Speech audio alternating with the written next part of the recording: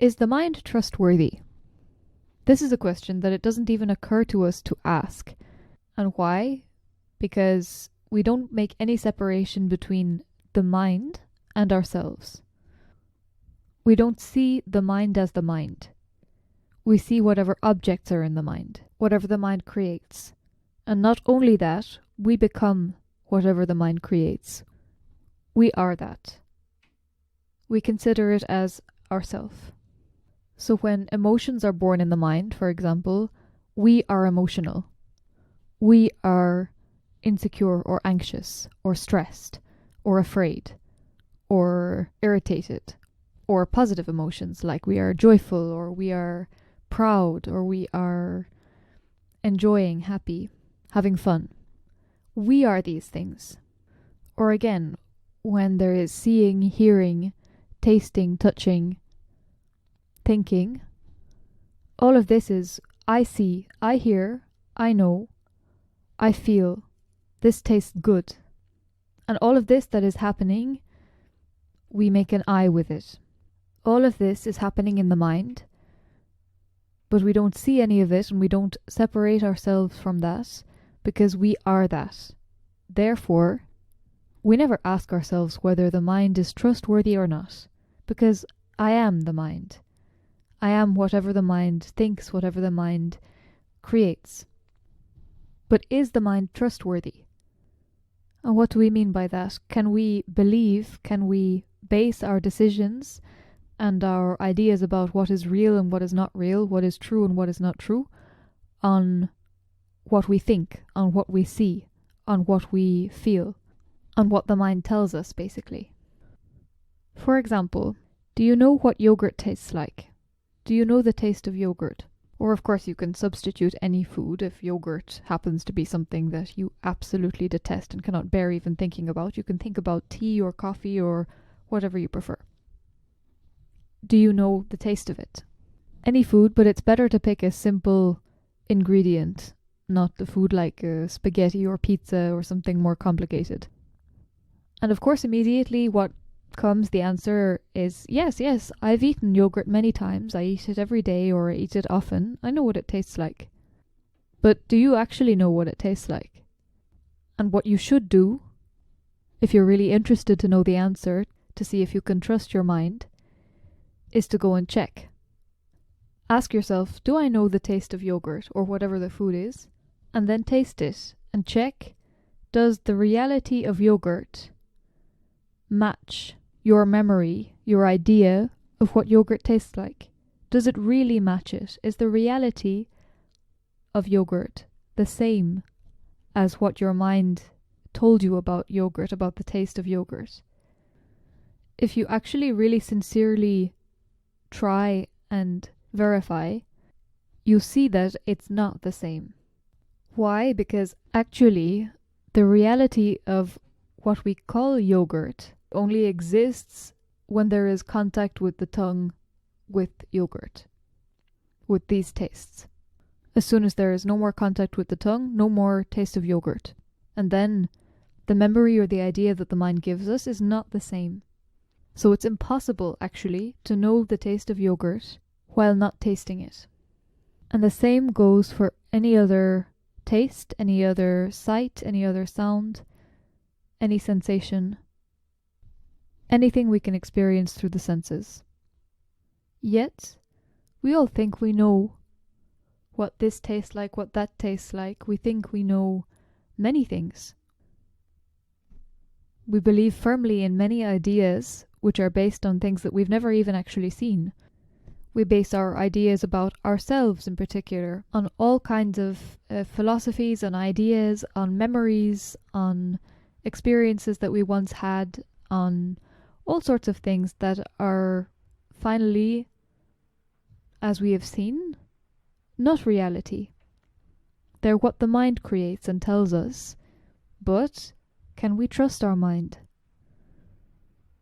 If we don't even know the taste of yogurt, what do we actually know? Especially, what do we know about ourselves?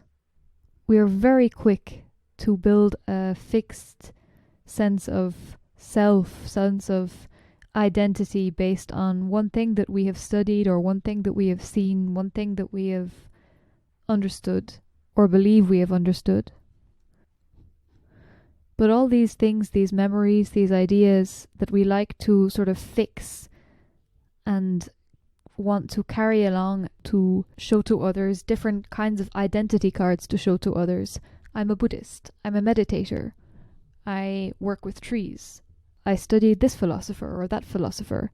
I believe in this or that. We like to take these things and fix them, and yet we don't even know the reality of yogurt. And what's the significance of this for the one who wants to understand the true nature of things is that he has to stop believing whatever is not true. He or she has to let go of whatever is not real, whatever is not essential, and look at what actually is.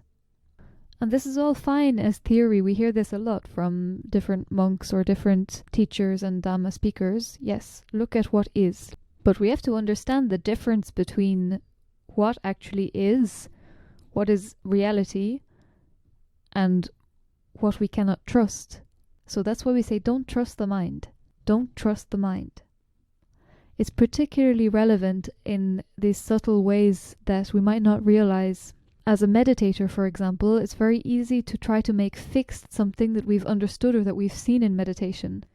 Ajahn tells a story quite often about how he went to study with his teacher Lumpa in Thailand, and there was the first time when he really experienced things in Dhamma and really saw, really understood what he had never before seen or understood with this teacher.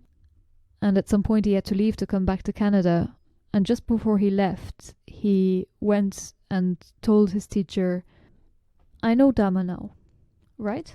And the teacher said, "No, you don't know anything. This is all old newspaper, old fish, old rubbish, garbage. Throw it away. Don't trust the mind." In Thai it's mai vajai. Mai vajai. Don't trust the mind. I'm probably saying that with a terrible accent. That's where it comes from, this saying that we repeat to ourselves so often, don't trust the mind. So when he said old newspaper, old fish, what does that mean? Old newspaper, who reads the newspaper of yesterday? This obviously was in the time when actual physical newspapers still existed and people weren't reading everything online. So if you can remember back to those days, that was what he was referring to. Old fish. When you're fishing, when you have your net in the water or your line in the water, you want to catch a new fish. And then you don't pay any attention to the old fish that you've just caught. It has to be new. It has to be fresh. So what he meant, what he was telling Ajahn, don't make a self with what you saw in Dhamma, what you understood yesterday. Where is it now? What about now? Where is the fish that you have to catch now? Why are you looking at the one you caught yesterday? Don't trust the mind. Don't trust the fixed idea or the fixed thing that the mind thinks it knows. If you don't even know the taste of yogurt, remember, how can you say you know Dhamma? And this was something that Ajahn didn't understand right away. He said, "Oh, okay, I don't understand. And he had to calculate and figure it out for himself. But when he did understand, he really understood. And he really applied it. And this is something that we all really have to understand in the same way and really apply. It also, by the way, goes in the other direction. What I mean by that is that we might want to think, oh, it's impossible, I'm no good, I cannot practice Dhamma, I cannot do it because of something that happened yesterday. But that's not true either. When I say that, it is not meaning it doesn't matter, whatever I did wrong yesterday, I don't care because it's in the past. No, you have to make amends, you have to correct. It's not that it doesn't matter because it was in the past. No, it just means don't make a fixed self with either something you think you understood, with a good action you have once done, or with a wrong action you have once done. If Angulimala, after killing so many people, were to have said, I am just a killer, I am a murderer, and I will always be a murderer, how could he have ever become Arahant? He could change.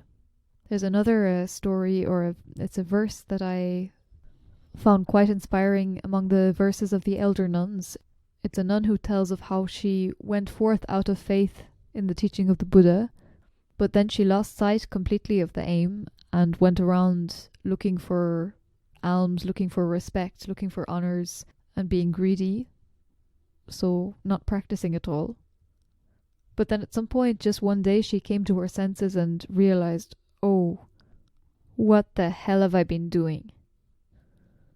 My life is so short, it's nothing, it's crushed by aging and sickness, and I'm nothing but a slave to desire. I've been on a miserable path, she says. And she tells how, at that moment, right then, she just sits down and stops completely, and she meditates, I think, for 7 days, and then on the 7th day she stretched out her legs, having become Arahant. So she was not practicing at all, was totally negligent, totally careless, totally greedy. And of course, I'm not saying it's okay. I'm not saying it's a good idea to have behaved like that. But the point is that if she had just rolled in the guilt and shame and saying how, oh, I'm such a useless practitioner, I will never be a good one, she could never have become Arahant like that. So she had the wisdom to not trust her mind. She didn't make a self with the wrong practice she had done, just as we should not make a self, really not make a self with any good practice that we might do. That's the worst thing we can do with it. But she didn't make a self either with the wrong practice that she had done. She said, oh no, this was a miserable path. These were defilements, these were enemies that were leading me, that were driving me. Now I stop. I refuse. Stop trusting this mind. Stop following its desires. And it was then that she really practiced as she should. She had all the qualities within her to become Arahant too, but she had been led by enemies all the time. Her mind had been driven only by enemies. And all our minds are driven by enemies, otherwise we wouldn't be born here. If our minds were not led by enemies, we would already be out. We would already be at least Sotapana, or we would be Arahant already. So we have to know that our minds are led by enemies. So of course we cannot trust them. Don't trust the mind.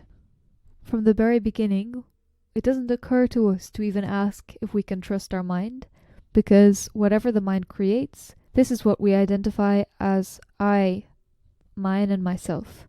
But can we actually trust our mind? No, because, as you will have seen if you actually went and did the experiment and checked and tasted, do you know the taste of yogurt or of tea or of coffee or of anything else? No. We can't trust the idea our mind gives us about what we think we know, what we think we remember. So in Dhamma, this means we have to practice to not trust the mind. Practice to not make a fixed self out of whatever we have experienced, whatever we've seen, whatever we think we have understood in Dhamma or in anything else. Don't trust the mind. If we want to see things as they are, then we have to look into the mind to see and understand the nature of this machine.